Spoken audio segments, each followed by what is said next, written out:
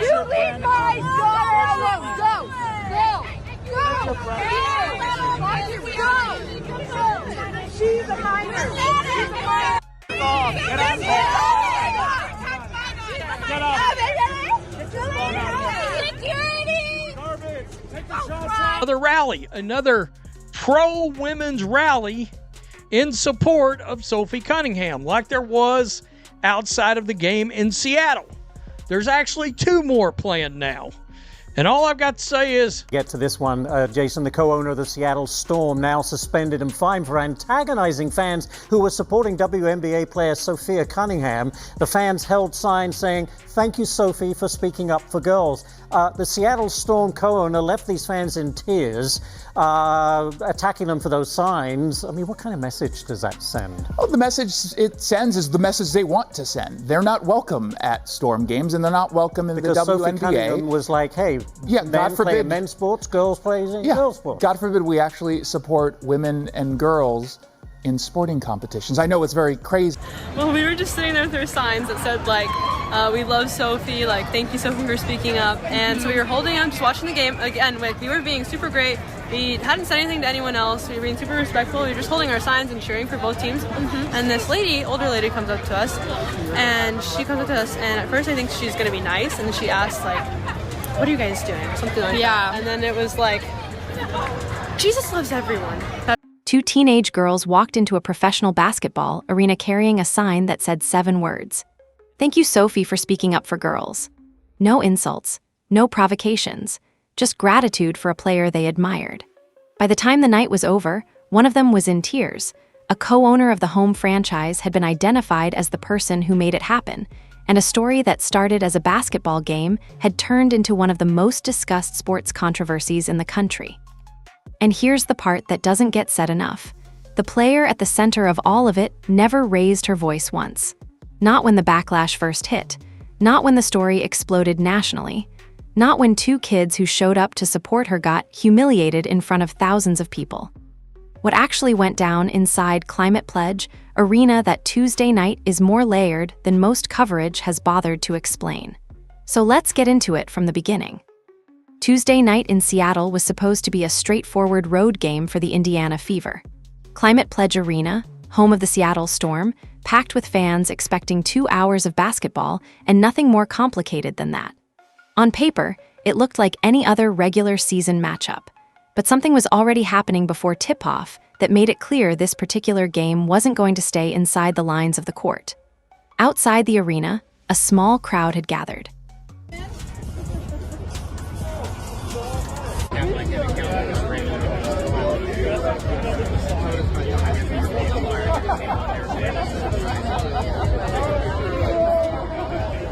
She's covering your sign.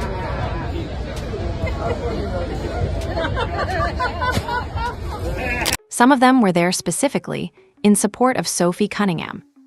Others were connected to a ballot measure moving through Washington state related to fairness policies in girls' athletics, a measure that had been picking up attention across the state for weeks.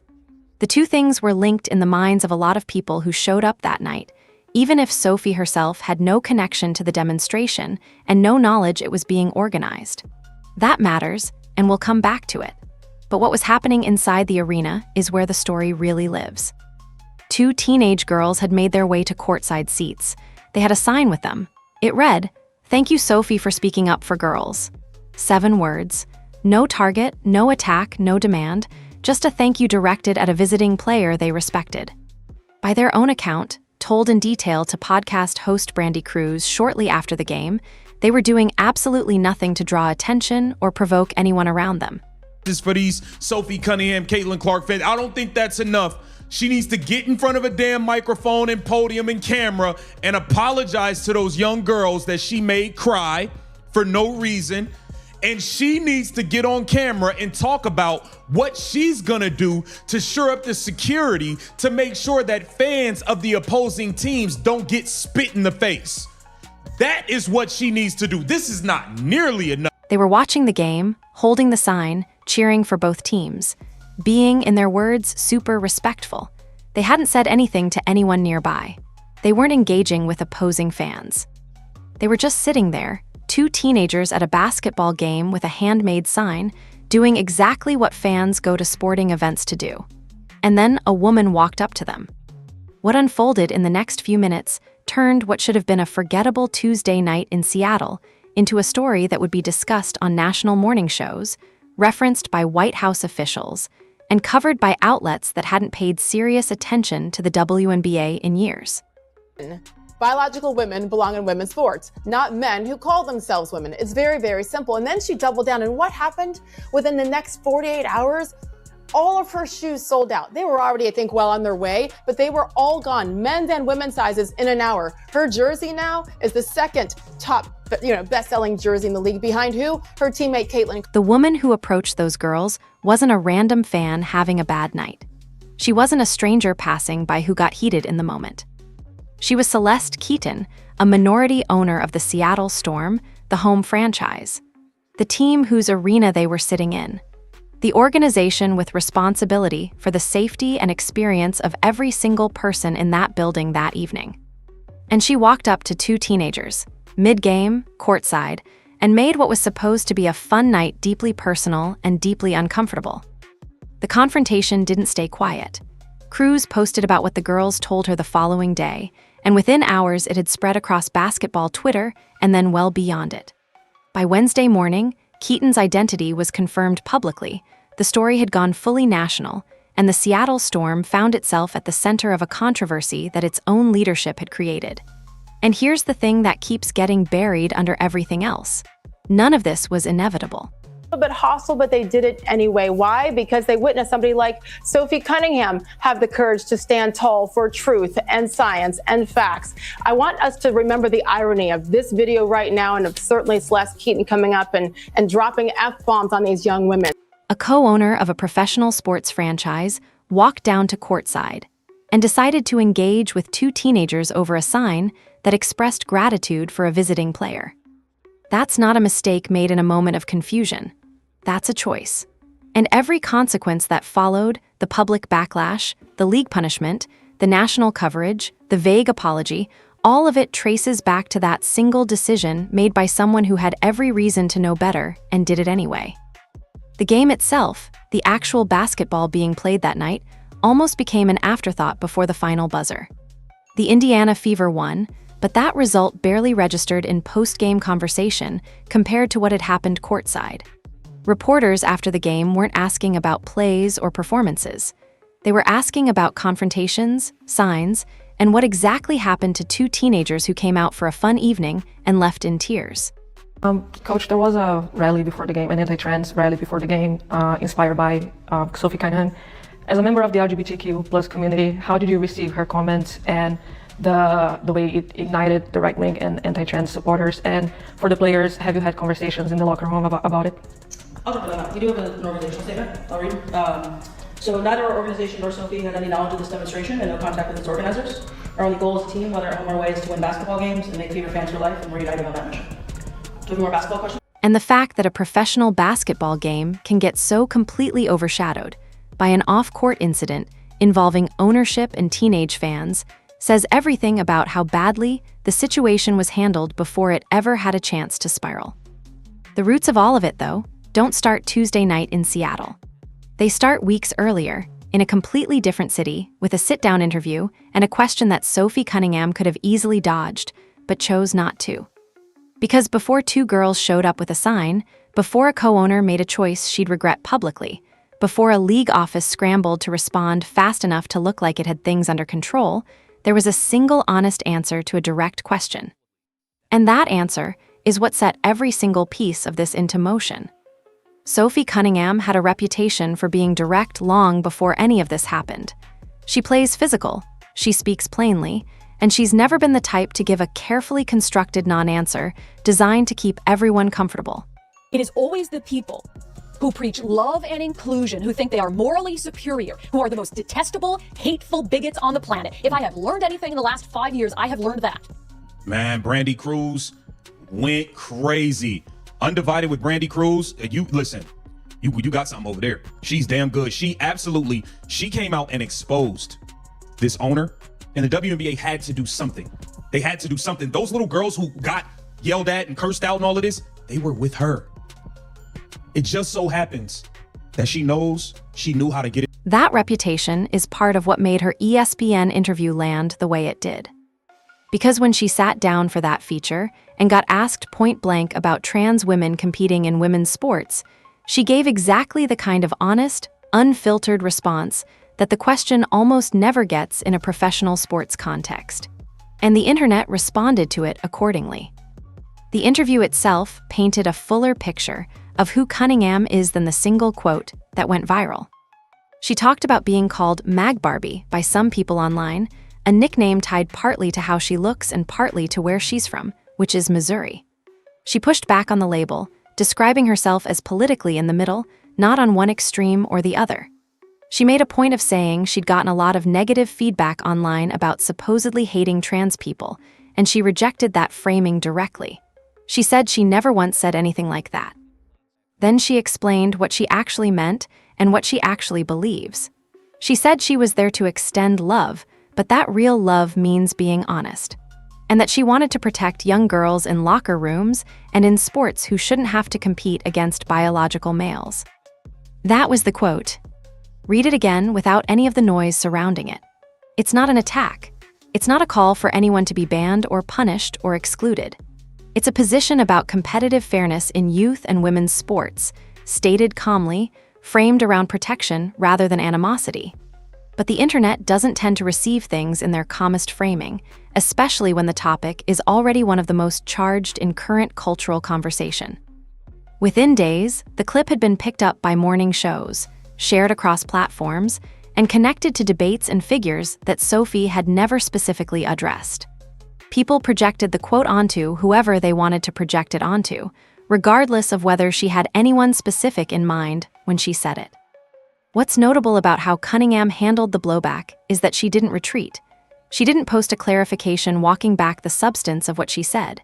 She didn't go quiet and hope the news cycle moved on, which is the default response for most athletes caught in any kind of controversy. She held the position.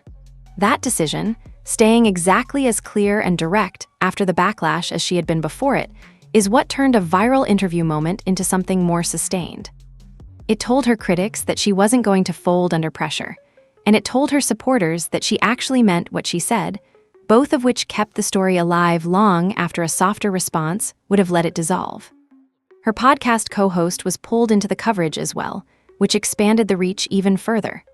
By the time the story had cycled through a full news week, it had stopped being primarily about Sophie Cunningham, the basketball player, and had become a flashpoint for a much larger debate about sports policy, inclusion, and who gets to say what in professional athletics without professional consequences. Sophie was at the center of it without having sought out that position. She answered a question. She stood by her answer.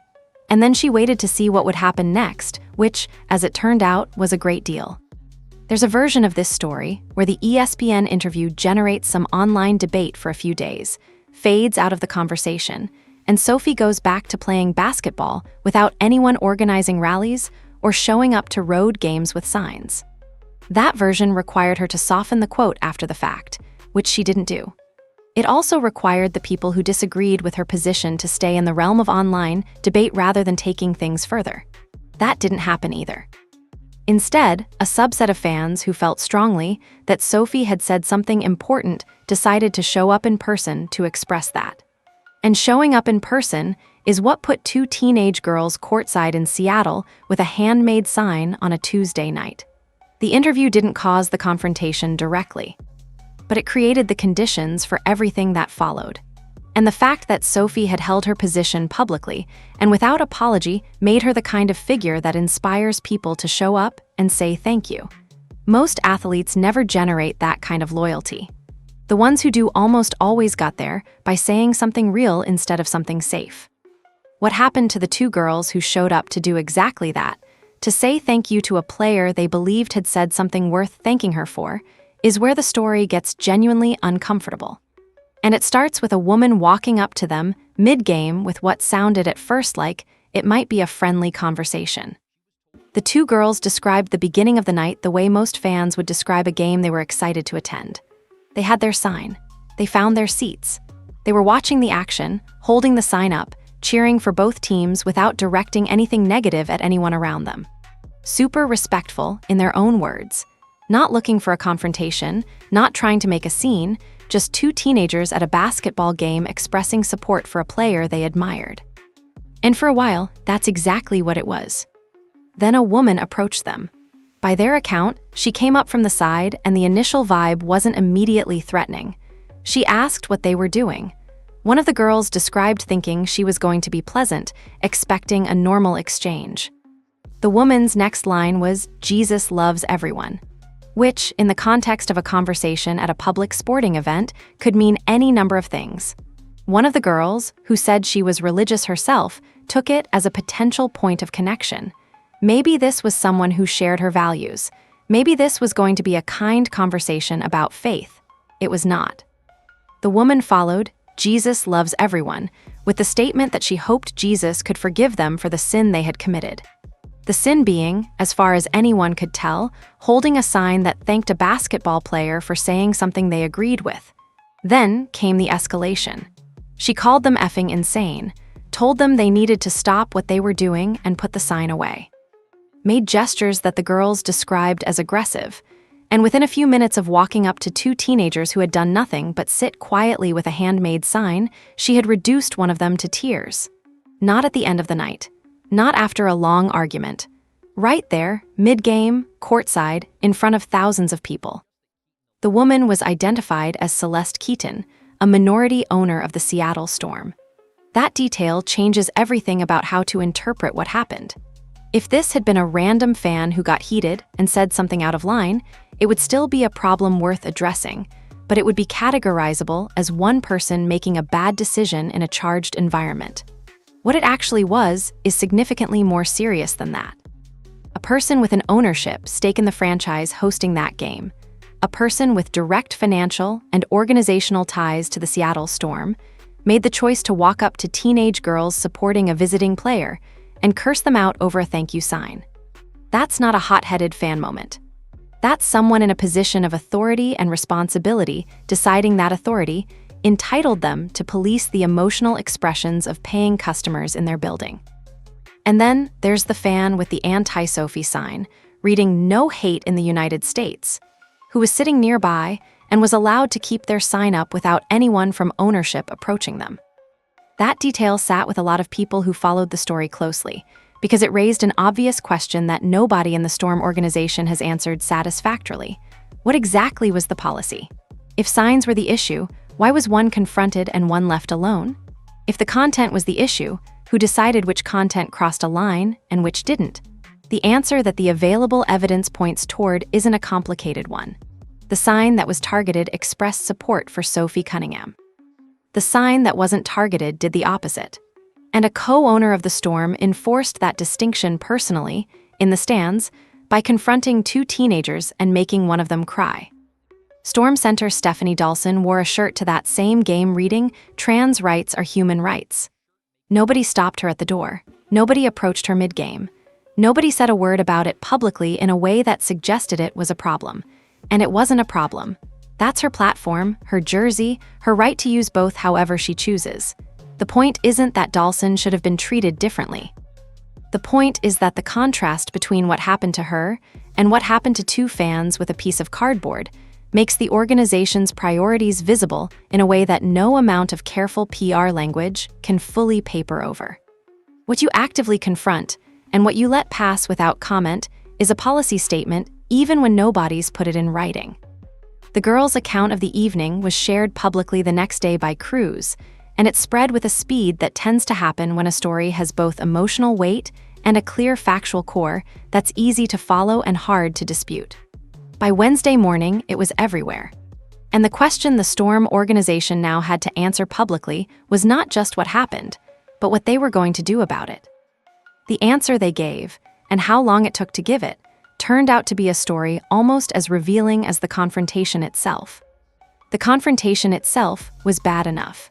What happened immediately after made it worse in ways that have largely gotten lost in the coverage. When crews tried to get arena security involved on behalf of the girls, in real time, while the situation was still unfolding and the details were still fresh, she was told to email the front office. Not directed to a supervisor. Not connected to an arena manager who could actually address what had just happened. Told to send an email to the front office. As if a co-owner cursing out two teenagers at courtside during a live professional basketball game was a grievance to be filed in writing and reviewed at some future point when it was more convenient. Sit with that for a moment, because it matters more than it might seem on the surface. The standard that any arena operating at a professional sports level should be held to is that when a fan is being harassed in the building, there is a clear and immediate pathway to getting it addressed. Security, supervisors, event staff, someone with actual authority to intervene should be reachable and responsive in real time. That's not an unreasonable expectation. That's the minimum standard for a venue charging professional ticket prices and marketing itself as a welcoming environment for fans. And the specific situation Cruz was trying to get addressed wasn't a vague complaint about atmosphere or tone. It was a specific person, with a specific ownership stake in the franchise, who had specifically just made two teenagers cry in their seats. The information was right there. The witnesses were right there, and the response was, "Send us an email." There's a secondary detail in the security response that doesn't get discussed enough. The fan holding the anti-Sophie sign, the one with the message, "No hate in the United States," was not approached by anyone from the arena. Their sign stayed up. No security came over. No ownership representative walked down to have a conversation. The contrast between the two situations, one sign confronted aggressively by a co-owner, the other left completely alone, raises a question the Storm organization has never cleanly answered. Was there an actual policy about signage being enforced that night, or was one co-owner making personal decisions about which fans to confront based on which side of a debate their sign came down on? Because those are two very different situations, with very different implications for how the organization as a whole views its responsibilities to the people buying tickets. The double standard extended beyond signs. Dawson's shirt made a clear political statement and generated no response from ownership or security. Two teenagers with a thank you sign generated a personal confrontation from a co-owner and a security non-response when someone tried to report it. If the organization wants to argue that it applies its standards consistently and neutrally to all fans regardless of their position on any given issue, the events of that Tuesday night make that argument very difficult to sustain. The evidence on the ground pointed in one direction, and the direction it pointed wasn't neutral. What the security situation also revealed is something about the internal culture of the organization. When the instinct of arena staff, in the moment, is to redirect a serious complaint to an email address rather than to an actual person with authority to act, that suggests an environment where accountability isn't particularly immediate or direct. Venues with strong internal accountability cultures don't tell people to send emails when co-owners are causing scenes courtside. They have someone senior enough to actually make a call walkover and handle it. The fact that the redirect to email was apparently the standard operating procedure, rather than an aberration, suggests the problem isn't just Keaton. It's the structure around her that had no mechanism for dealing with what she was doing in real time. By the time Wednesday morning arrived and Cruz's post was already spreading rapidly online, the Storm organization was in a position that good internal response procedures should have prevented. They were reacting to public information rather than getting ahead of it. They were reading their own co-owners' behavior described in public posts rather than having already addressed it through internal channels before it became a national story. The window in which they could have controlled the narrative had closed overnight, and it had closed because nobody with the authority to act actually used that authority when it mattered. The speed at which the story traveled on Wednesday is partly a reflection of how clear-cut the facts were. There were witnesses. There was testimony from the girls themselves, given immediately after the game while the details were fresh. Cruz had the story from a primary source. There was nothing ambiguous about what had happened or who had done it. A strong internal response on Tuesday night wouldn't have made the story disappear, but it would have changed the terms of every conversation that followed. Instead, the organization spent Wednesday playing catch-up, while the internet wrote the first draft of the story without them. By Thursday, the WNBA had seen enough of the backlash to understand that staying quiet was no longer a viable option. The league announced that Celeste Keaton had been fined an undisclosed amount and suspended from attending the Storm's next 5 home games. Real consequences on paper. A named punishment attached to a named individual, which is more than the Storm's first statement had managed to deliver. But the details of how the league got to that point and how long it took to get there tell a story that deserves more scrutiny than the punishment announcement itself received. The incident happened Tuesday night. By Wednesday morning, the video and direct testimony from the girls were circulating publicly. Keaton's identity as a Storm co-owner was confirmed and widely reported. The Storm put out a statement that day, but it didn't name Keaton, didn't describe what she actually said, and was written in language vague enough that someone reading it without any prior knowledge of the situation would have no clear picture of what had actually taken place. "We are aware one of our co-owners made comments to 2 fans," is the kind of sentence designed to acknowledge a problem while revealing as little about it as possible. It technically says something while communicating almost nothing. And it arrived only after the story had already gone national, meaning the organization wasn't getting ahead of anything. They were trying to minimize the damage on a fire that was already burning at full height. The league then waited until Thursday to confirm the punishment. That's a gap of roughly 2 full days between the incident occurring and the WNBA confirming any real consequence. To put that in perspective, the league had on Wednesday morning a clear incident with direct eyewitness accounts, a co-owner whose identity was publicly known, video that had already gone viral, and testimony from the 2 teenagers who were directly affected. Everything the league needed to act was available and confirmed before Wednesday afternoon. And it still needed another full day to get to the point of announcing what it was going to do. That timeline is notable, particularly for an organization that has shown it can move quickly when it wants a headline to go in a certain direction. The fine itself came with no disclosed dollar amount, which is a deliberate choice. Leagues that want to signal how seriously they're taking something announce the number. Leagues that want to satisfy the demand for action while minimizing the appearance of severity keep the number out of the press release. Not disclosing the amount doesn't inherently mean it was small. But it does mean that nobody outside the league office knows how costly the punishment actually was for Keaton. And that ambiguity is useful for an organization that wants to claim it acted decisively without being pressed on whether the action was proportionate to what happened. Several prominent voices argued loudly and specifically that the punishment wasn't enough. The core argument was straightforward. A fine and a temporary game ban, handed down 2 days after the fact through a league announcement, doesn't carry the same weight as standing in front of a camera and personally accounting for what you said and why it crossed a line. The call was for Keaton to address the girls directly, publicly, on the record, and to explain what she intended to do going forward to ensure fans at Storm games were treated with basic respect regardless of which player they showed up to support. That call went unanswered. Keaton did not hold a press conference. She did not post a direct apology. The consequence she faced was entirely institutional, handed down by the league, rather than personal accountability she chose to take on herself. Which, for a lot of people watching, meant the gap between what happened and what she actually owned publicly never fully closed. The Storm's majority owner Ginny Gilder's statement, read carefully, is a case study in managed language. It expresses regret that something happened. It commits to inclusivity in general terms. It doesn't assign responsibility, doesn't describe the specific behavior, and doesn't address the specific people who were directly affected. It's the kind of statement that a legal team approves and a communications team releases when the goal is to reduce liability while appearing responsive. That's not accountability. That's liability management dressed up as accountability, and the difference matters because anyone who actually reads it closely can see what it is. Compare the WNBA's timeline here to how other major professional sports leagues have responded when fan incidents go viral.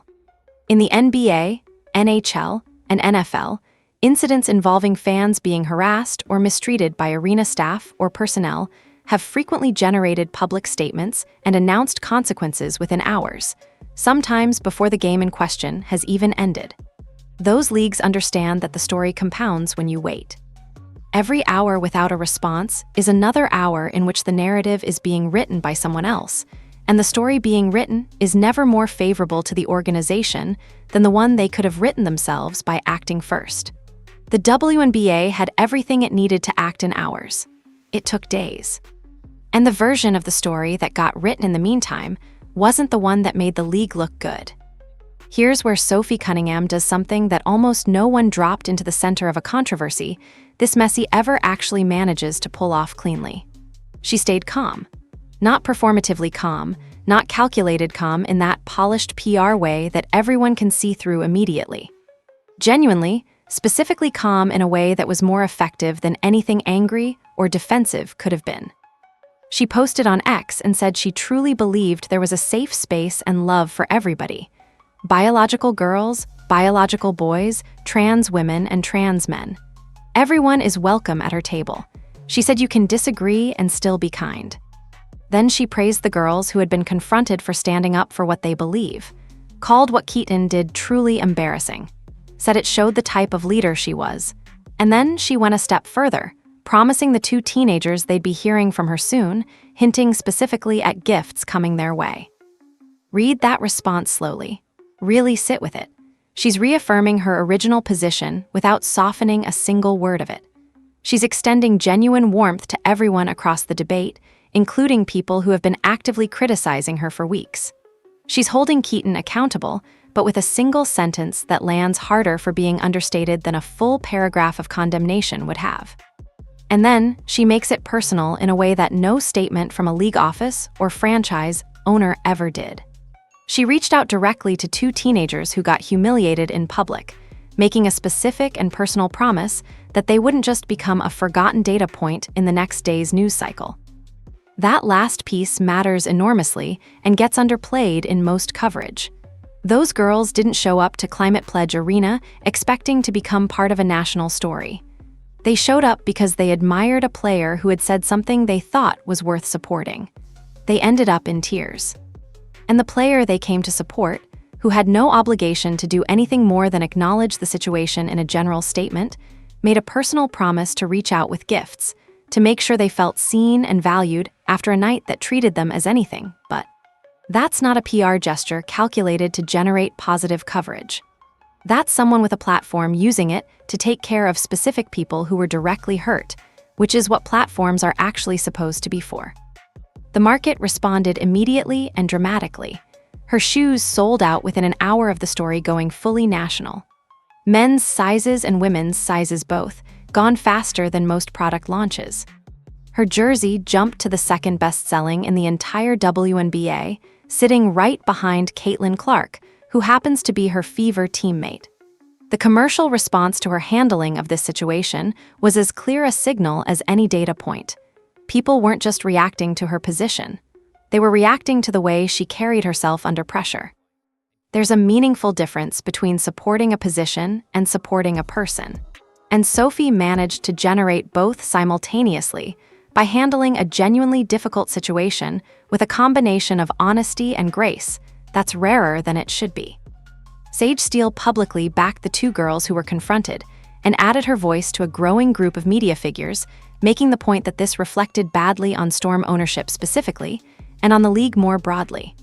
The White House press secretary had already commented, prior to this specific incident, that Cunningham was standing on the right side of an issue that most Americans already agreed with on a fundamental level.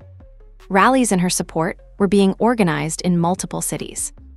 People who had never followed the WNBA closely were forming strong opinions about the league, based primarily on how it handled this situation. What's particularly striking about Sophie's response in this context is what it didn't do. It didn't inflame the other side. It didn't give her critics a new angle to attack. It didn't create a secondary controversy that pulled focus away from what actually happened to those girls. Every element of her post was specifically calibrated to be simultaneously direct, inclusive, and kind, and none of it felt forced or like it had been workshopped by a team. It read like someone who had thought clearly about what she actually believed and then said it. Which tracks, because that's essentially what she had done from the beginning in the ESPN interview that started all of this. She said what she thought. She stood by it when challenged. And when things got ugly around her, she responded by being warmer and more generous than anyone expected, which made her critics look smaller than any counterattack ever could have. The commercial numbers tell one part of the story. The two teenagers who received personal outreach from a professional athlete who had no obligation to give them a second thought tell a different and more important part.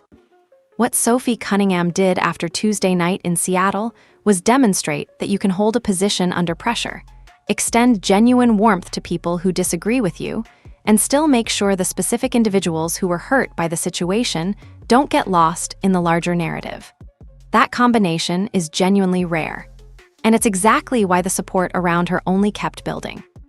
Sophie Cunningham carried herself through the fallout with precision and grace. The organization around her did not exactly match that energy in the immediate aftermath, and that's a fair criticism worth making clearly even for people who are fully in her corner on the underlying issue. Because staying silent when two of your own fans got confronted and reduced to tears for supporting one of your players is a gap that deserves honest scrutiny regardless of where you stand on anything else. After the game Tuesday night, reporters approached Fever head coach Stephanie White and asked about the incident. She stepped aside and didn't address it directly. The team's PR department came in with a prepared statement. The statement said that neither the organization nor Sophie had any knowledge of the demonstration that had taken place outside the arena before the game, and that the team had no contact with its organizers. It then stated that the Fever's only goal, at home or away, was winning basketball games. It closed by saying the team was united on that mission and essentially redirected anyone with further questions toward basketball topics. Read that statement and notice what it's actually doing. It distances the organization from the rally outside, which is understandable and probably accurate. Sophie likely had no involvement in organizing what happened outside the arena, and the team being clear about that makes sense. But the statement addresses the rally outside. It says nothing about what happened inside. It contains no mention of two fans being confronted by a co-owner of the home franchise for supporting a Fever player. It expresses no concern for the people who were directly affected. It doesn't say anything about what the organization thinks of fans being treated that way. It's a statement that answers a question nobody was urgently asking, which is, did you organize the rally? While completely sidestepping the question a lot of people actually needed answered, which is, what do you think about what happened to your fans? That gap left the rest of the Fever roster in an uncomfortable position.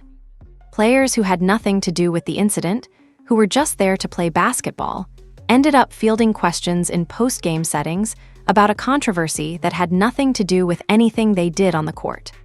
The prepared statement from the PR team was the only official response available to frame those questions against, and that statement hadn't actually addressed the substance of what people were asking.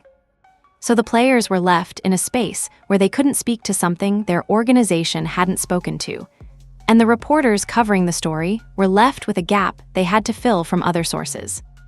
Brandy Cruz filled it. Sophie filled it herself, eventually, with her post on X, and the league's Thursday announcement filled part of it. But none of those should have been the primary voice on what happened to fans who showed up to support a Fever player. The Fever organization should have been the primary voice on that, and they weren't. That's a meaningful failure even in the context of everything else going on, because the two girls at the center of this weren't just anonymous bystanders. They were there specifically because of Sophie Cunningham. They were supporting a member of the Indiana Fever. And the Fever's official response to what happened to them was a statement about the rally outside and a pivot back to basketball.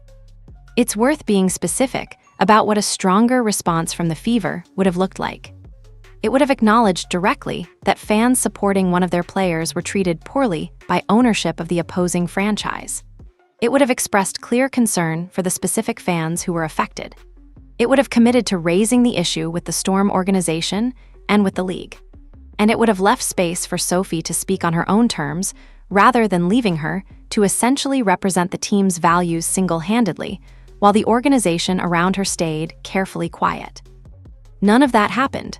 What happened instead was a prepared statement about rally organizers and a coach who stepped aside from the question entirely.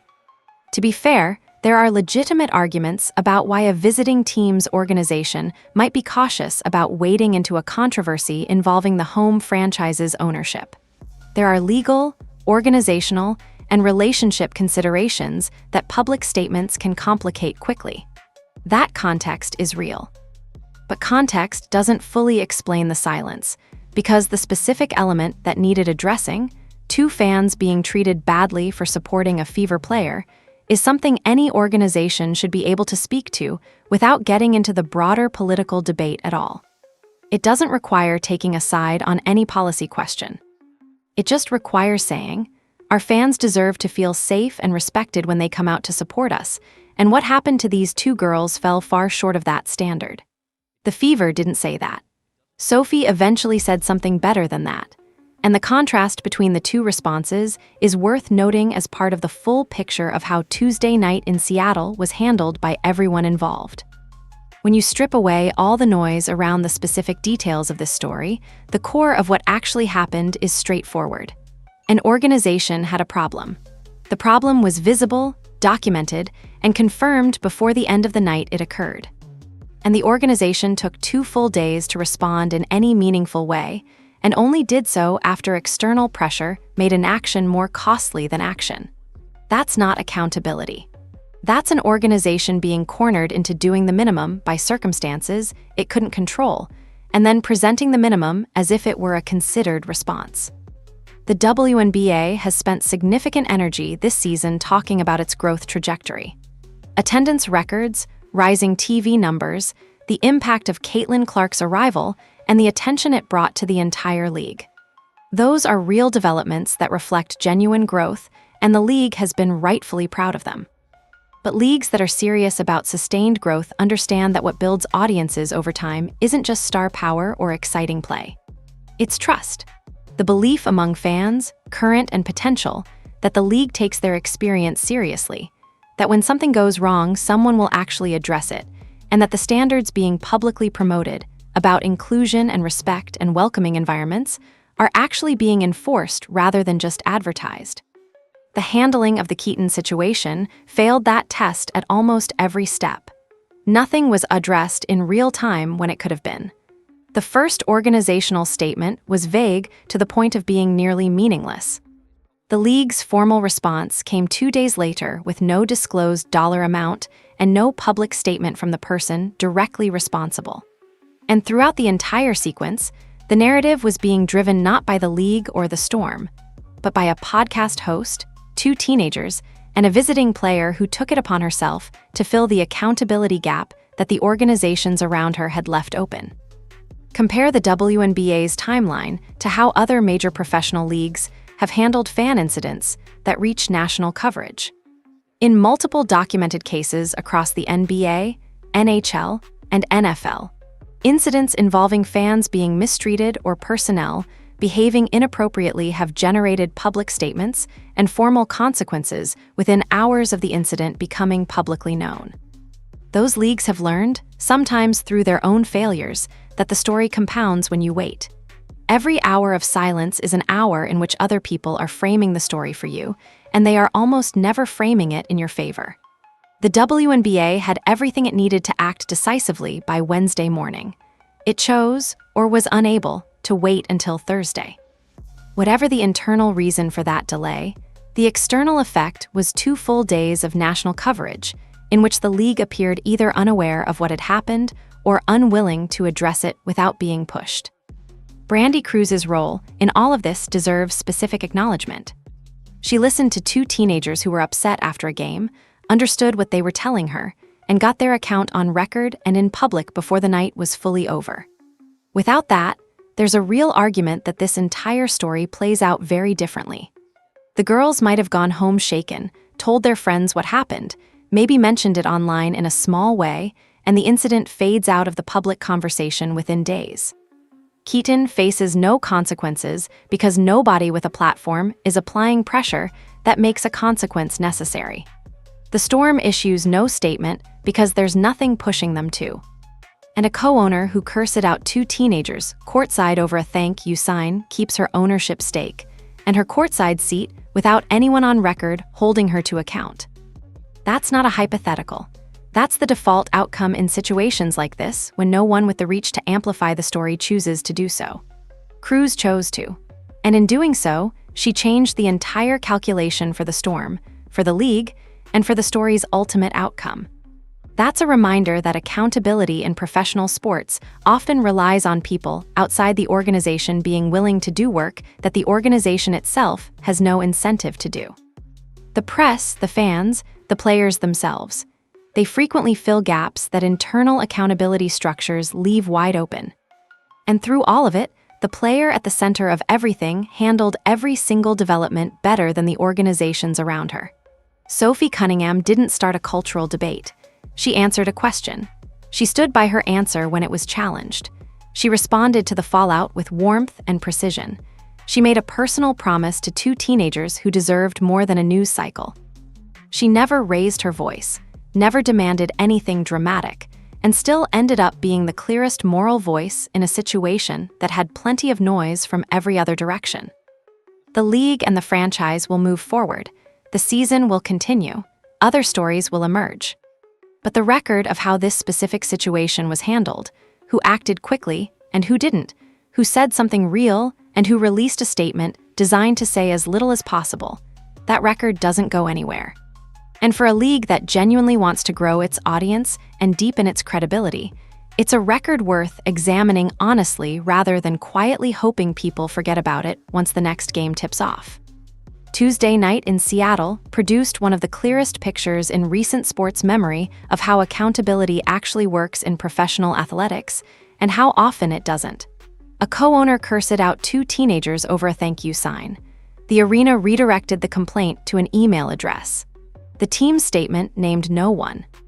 The league took 2 days to announce a consequence with no disclosed dollar amount attached. And the person who came out looking most credible through all of it was the player who never asked to be at the center of any of it, responded with genuine warmth to everyone involved, and made a personal promise to 2 kids who deserved to feel like someone noticed what happened to them. Whatever you think about the underlying debate, the facts of how this was handled speak for themselves. The WNBA had an opportunity to lead. It chose to react, and Sophie Cunningham, once again, simply chose to be decent.